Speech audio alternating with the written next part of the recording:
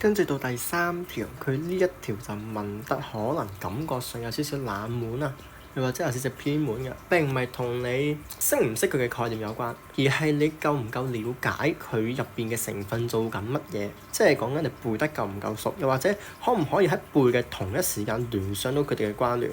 所以呢一條咧係fix fix地嘅，但係咧我覺得佢出得幾好。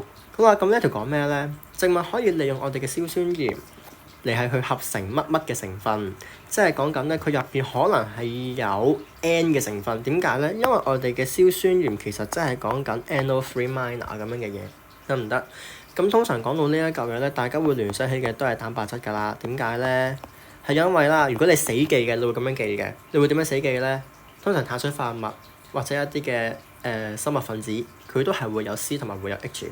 咁蛋白質咧會有 N 嘅，咁佢嘅 N 咪會嚟自呢一個嘅 NO3 minor 咯。但係點解佢會嚟自 NO3 咧？大家就會唔知嘅，你淨係知道佢要嘅啫。呢個就係叫做死背。但係通常咧，某程度上你要點樣記咧？我哋嘅蛋白質佢嘅基本單位係乜嘢啊？其實即係我哋嘅 AA 氨基酸 amino acid 啊嘛，係咪？其實個名都有俾你聽咧，叫做氨基酸。咩叫氨基啊？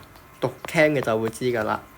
通常係一個咁樣嘅 functional group，有一個咁樣嘅官能基，咁咧佢就會係 NH2 咁樣嘅嘢啦，話明氨基。咁其實佢個 N 係嚟自咩㗎？都係嚟自硝酸鹽個 N 嗰度。所以點解我哋會知道原來一聯想起我哋嘅硝酸鹽一定係同蛋白質有關，就係咁解。佢哋兩者一定係掛鈎㗎。究竟呢3嚿嘢入邊，即係1、2、3。佢是否含有 NO3， 又或者係咪有佢嘅部分，又或者係咪有佢嘅影子喺度？我哋而家睇下啦喎。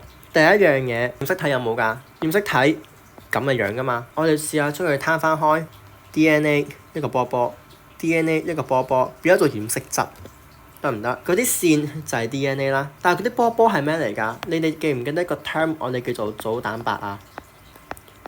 個名都俾埋你啦，叫做蛋白，所以佢一定係會同 N 有關啦，一定係同 NO3 有關嘅，所以呢個一定啱。我哋就要喺呢一度有一個選項嘅時候，我哋要用排除法，排咩咧？排走啲冇一嘅嘢，即係 C 係錯嘅。跟住我哋再睇下我哋嘅內質網，內質網有冇蛋白質，又或者係唔係同佢有關，就要睇下你究竟熟唔熟啦。內質網用嚟合成蛋白質㗎嘛，可以係咪？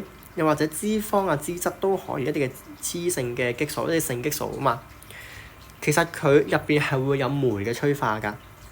你所有嘅過程都會有酶嘅催化㗎嘛。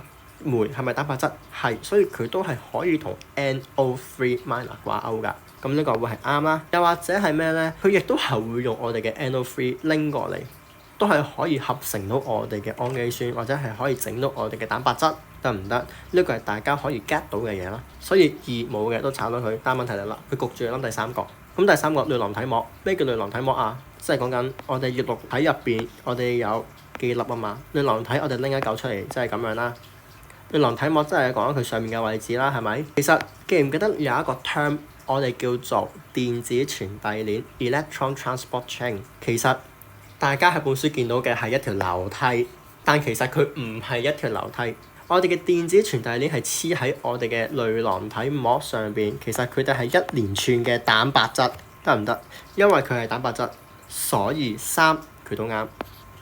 所以答案會係1、2、3，會係多。